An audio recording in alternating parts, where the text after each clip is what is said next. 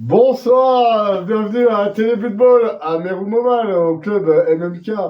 Ce soir, nous allons interviewer Tot, C'est moi. sélectionné parmi les 12 sur l'équipe de France de football. Donc, trésorier adjoint de l'association Neuromodel Kit, membre depuis un peu plus de 20 ans maintenant. Comment es-tu venu au football? Donc, Blood Bowl, c'est une longue histoire. J'ai rencontré un jour, il y a de nombreuses années, un petit crapaud dans une caserne que j'ai ramené dans ce joli club. Et petit à petit, le Blood Bowl est apparu au sein du club. Qu'est-ce que t'aimes dans ce jeu? Ce jeu, beaucoup de plaisir. D'abord, il y a le côté tactique. Hein. C'est vrai qu'on a quand même beaucoup de positionnement un peu qui fait penser aux échecs, tout ça, mais il y a également le côté probabilité. La différence, c'est voilà, vraiment que chaque action a sa part de chance de réussir ou de totalement foirer tout ce qui est prévu. Quoi. Et ça rajoute beaucoup de piment justement sur l'intérêt du jeu en lui-même. Tot, organisateur de tournoi. Qu'est-ce que tu organises? La Comtoise Bowl, mais la Comtoise Bowl, à la base, ce n'était pas la Comtoise Bowl. Le premier tournoi qu'on a organisé justement tous les deux ensemble, c'était le Meurou Model Kit Bowl. Il y a bien longtemps ça. En 2013, qui est devenu ensuite le MMK Bowl. Et après 3-4 éditions, on s'est lancé sur un format un petit peu plus parlant, un petit peu plus convivial, tout ça. On a lancé la Comtoise Bowl. Donc après la Comtoise Bowl, on a continué pendant quelques années à faire 2 tournois par an avec un petit peu une continuation du MMK Bowl et de la Comtoise Bowl. Et actuellement, au sein du club, on est à 18 tournois organisés depuis 2013. Et dans le tournoi, combien de joueurs? Le dernier tournoi, donc c'est la Comtoise Bowl 10, où on a eu 64 joueurs, 16 équipes de 4. Ok, parlons un peu de ton investissement personnel. RC NAF, régional coordinateur de la NAF. L'idée du coordinateur régional, il y en a 5 en France, un petit peu un par zone géographique. Et donc moi je suis celui pour le nord-est de la France. Et l'idée c'est d'aider un petit peu les organisateurs de tournois à lancer leur événement, la partie saisie des résultats, tout ça. Et également permettre les inscriptions des nouveaux membres. Okay. Les nouveaux membres de la NAF, toujours la NAF pour ceux qui ne connaissent pas, l'Organisation mondiale de football qui permet de faire vivre le jeu. Parle-moi du Forum France Football, ton investissement aussi. Blood Bowl, moi j'ai découvert ça en 2013 et je me suis vite quand même pris au jeu. J'ai fait vivre ça au sein du club, puis après au niveau du Grand Est.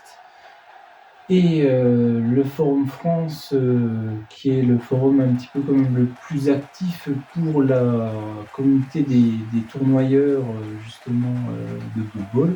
Parle-moi de ton jeu et de tes résultats. J'ai commencé tout doucement un petit peu à le faire vivre, notamment pour le championnat de France, qui existait déjà depuis quelques années, mais qui était plus forcément maintenu. Depuis 2013, c'est un peu plus de 800 matchs NAF que j'ai fait. Beaucoup de tournois en vis-à-vis. Beaucoup d'équipes jouées, hein. J'ai un double roster tour, beaucoup aussi en ligne, sur les tournois NAF Fungle principalement. Enfin, pas principalement, uniquement. Parce que je joue pas sur BB2, BB3, tout ça.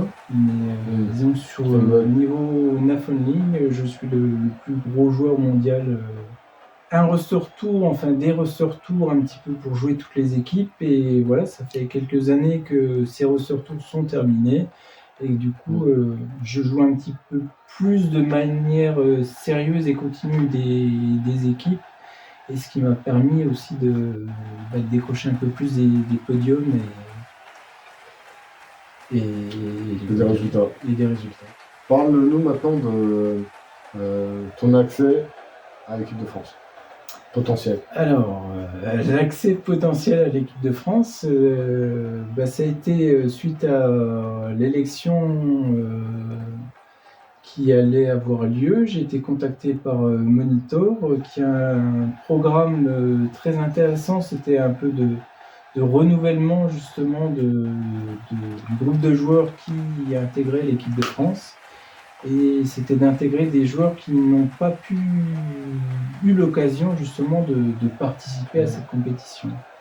Et voilà, il a pensé à moi assez rapidement et j'ai dit oui. Donc là, pour le moment, tu fais partie des 12 sélectionnés. Et à la fin, il n'en faut plus que 8, c'est ça? C'est ça l'idée. Donc sur l'idée de l'équipe de France, il y aura 8 joueurs sur la partie Euroball et 4 joueurs pour la partie européenne. Ton objectif, c'est l'Euroball 2026? Mon objectif, c'est l'Euroball, oui, tout à fait. Ok. Comment se passent les entraînements? Donc les entraînements pour l'instant sont quand même compliqués sur beaucoup de niveaux parce que donc on a eu au mois de décembre une nouvelle version des règles. On a un rule set de l'Euroball qui n'est pas encore arrêté. On a eu une première version en début d'année qui vient de changer un petit peu complètement là la semaine dernière, qui sera encore modifié fin février avec une version définitive, on ne sait pas encore quand. Et par rapport à ça, moi le training, c'est vrai que l'outil principal ça a toujours été Fumble, et Fumble comme BV3 fonctionne encore avec les anciennes règles. Notre force un petit peu là au niveau de l'équipe de France, c'est qu'on a un petit logiciel qui a été réalisé en interne qui permet un petit peu de faire du training où c'est nous qui en vocal disons les actions et puis on résout tout un petit peu à la main. Ça permet un peu plus de travailler les règles, les points de règles, mais là, il faut plus réfléchir et analyser chaque action. C'est ça. As-tu une équipe préférée que tu préfères jouer en tournoi, en ligue, et avec laquelle tu te sens plus à l'aise? C'est une question quand même compliquée et je pense qu'il dépend aussi beaucoup de l'évolution. À la base, j'ai toujours été un joueur qui a préféré les rosters lourds. Les nains du chaos? Les nains du chaos, les nains que j'ai beaucoup joué. Et c'est vrai que depuis 1 an et demi, je me suis mis un peu plus aux équipes légères. Par exemple, j'ai pratiqué les Skaven l'année dernière où j'ai fait l'Europen en Hongrie avec. Et c'est vrai que c'est un style de jeu qui est quand même vachement intéressant. C'est surtout que, en plus avec les anciennes versions de Blood Bowl, le jeu se basait vraiment beaucoup sur la défense. Et la version actuelle des règles, notamment le multi-relance par tour, fait qu'une défense n'est jamais imperméable. Ça passe toujours avec l'armure de 8+, fait que elle est sortie. Oui, mais disons, avec les Skaven, même si tu as la moitié de ton équipier défoncé, tu peux encore faire quelque chose. Avec des nains, tu perds 2-3 joueurs, oui, tu peux plus rien faire. Ça devient vite compliqué.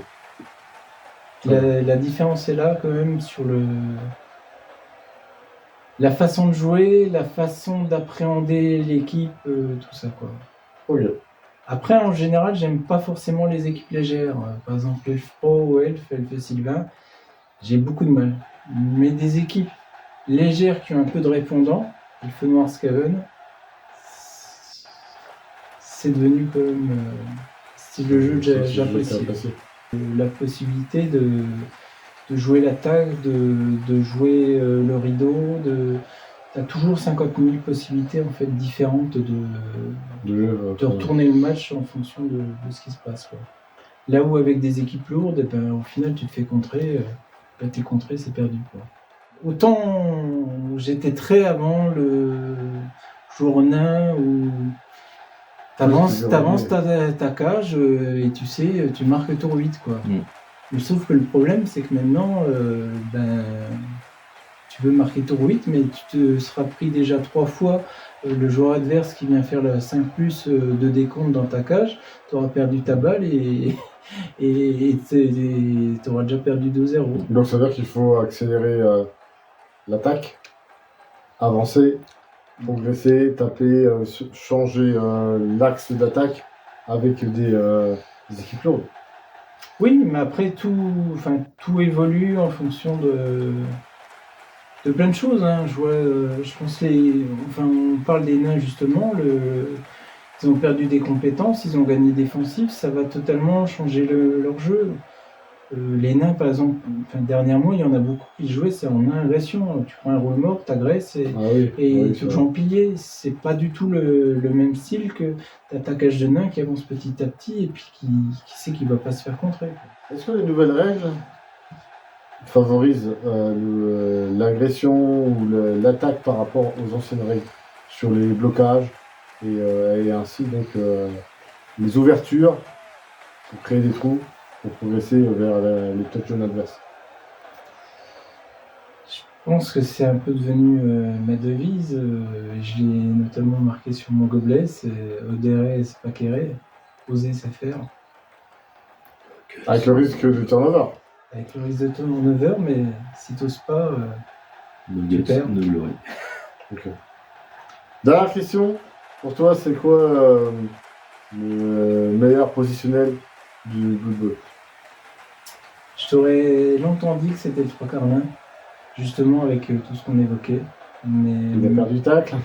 Mais maintenant, voilà, alors sans parler de tout ce qu'il a perdu, c'est justement le fait que t'es plus autant sur un jeu sur la défense, quoi. T'es un jeu sur il faut oser les actions. Et là, par exemple, un gutter runner, clairement, il te fait la différence. Ouais, l'esquive, il part. L'esquive, il part, il saute dans la cage. Maintenant, il saute dans la cage, il te donne un coup de poignard, il vient te ramasser un ballon dans 3 zones de tacle et puis il se barre de 9 cases. Clairement, il n'y a pas photo. Ok, donc plutôt le gutter Skeven.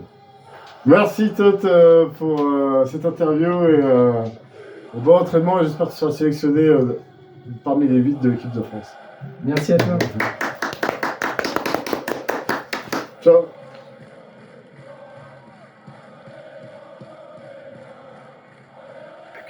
Bonsoir, bienvenue au club Meru Medikit. Ce soir, nous allons interviewer Todd, joueur de Blood Bowl.